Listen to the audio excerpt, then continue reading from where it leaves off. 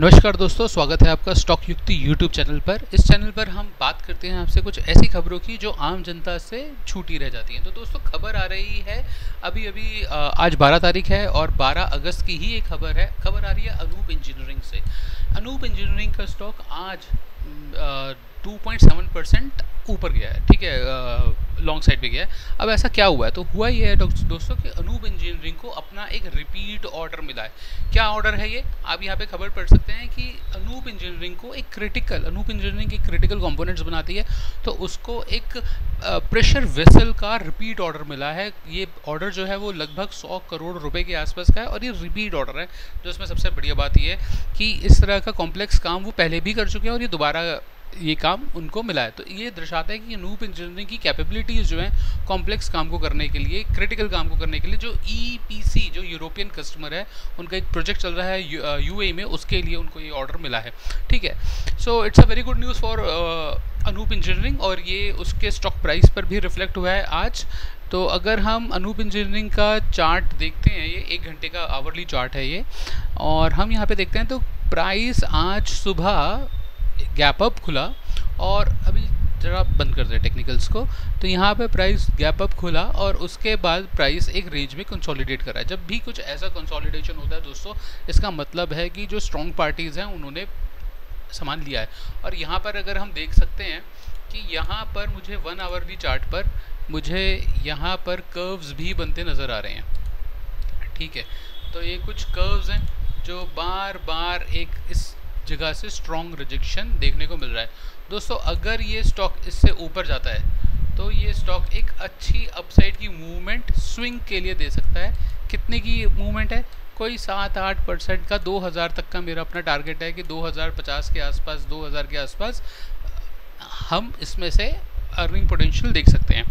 मेरा मानना है दोस्तों, अगर यहाँ पर ये गैप फिल अप हो सकता है 1750 1775 के आसपास एक इसकी फेयर वैल्यू की रेंज निकल कर आ रही है, और अगर ये इस जगह के आसपास 1800 के आसपास अब देखिए, कई लोग कहेंगे कि 1800 के आसपास तो स्टॉप लॉस बनता है, मगर मेरा मानना यह है कि 1800 से नीचे बाइंग बनती है। तो हमें बाइंग अपॉर्चुनिटी देखनी चाहिए 1800 से नीचे के लेवल पर, लगभग इस लेवल पर 1750 और 1775 और 1800 के बीच पर मैं तो इस रेंज में बाइंग की अपॉर्चुनिटी देखना पसंद करूंगा। ठीक है, और फिर उसके बाद इसको होल्ड करूंगा कोई 2000, 2025, 2050 तक इसको अपना सारा माल इसमें से बेच दूंगा। तो मेरा कहने का मतलब है दोस्तों, अगर इस रेंज से निकालते हैं और इस जगह के आसपास कहीं बेच देते हैं तो 12, 13, 14% का हम इसमें से रिटर्न निकाल सकते हैं, ऐसा मुझे लगता है। तो ये कोई बाइंग या सेलिंग की कॉल नहीं है। मैं नहीं चाहता कि आप बाइंग और सेलिंग करें। मेरे बेसिस पर इस चार्ट को स्टडी कीजिए दोस्तों। और अगर हम इसके फंडामेंटल्स को देखें दोस्तों, तो बहुत बढ़िया फंडामेंटल्स लगते हैं। स्मॉल कैप की कंपनी है, मोमेंटम अच्छी रह सकती है। पी अभी भी इंडस्ट्रियल पी से कम ही है, मतलब अभी गुंजाइश थोड़ी बहुत तो और लगती है। ठीक है, उसके बाद जो ROE ROC है दोस्तों, इम्प्रेसिव है। EPS 54 का चल रहा है। डेब्ट बिल्कुल भी नहीं है, डेब्ट फ्री कंपनी है।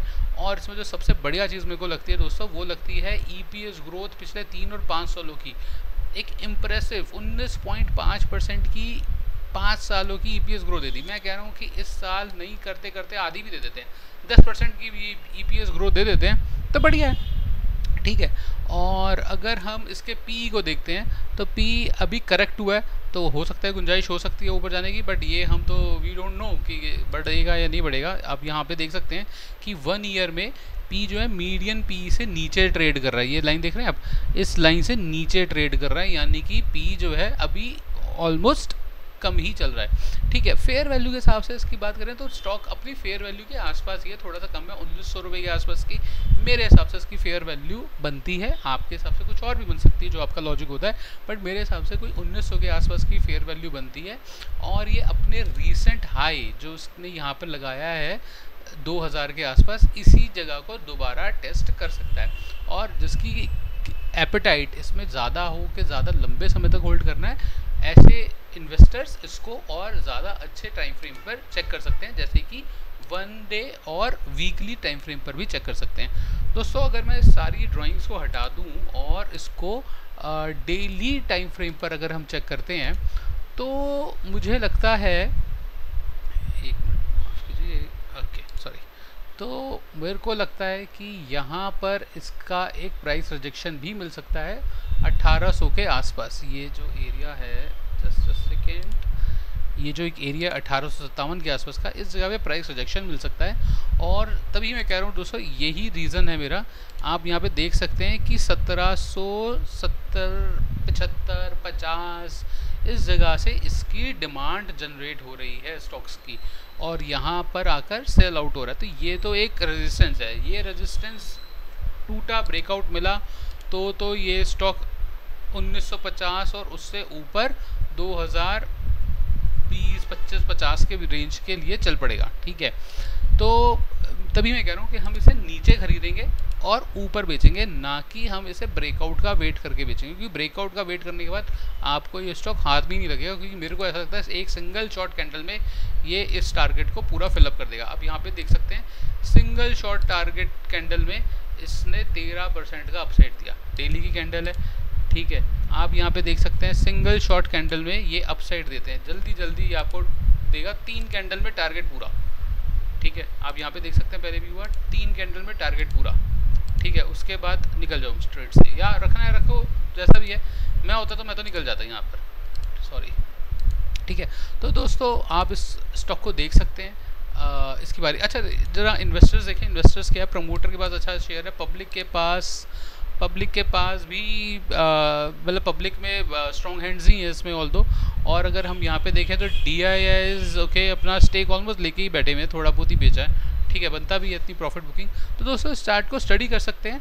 और अगर आप हमारी इस वीडियो को यहाँ तक देख चुके हैं तो कृपया करके चैनल को सब्सक्राइब कर दीजिए, इस वीडियो को लाइक कर दीजिए और चैनल को अपने दोस्तों के साथ शेयर कीजिए। हम इसी तरह की वीडियोज़ और लाते रहते हैं। आपके सब्सक्राइब करने से हमें काफ़ी मोटिवेशन मिलता है। तो दोस्तों वीडियो को अंत तक देखने के लिए बहुत बहुत धन्यवाद।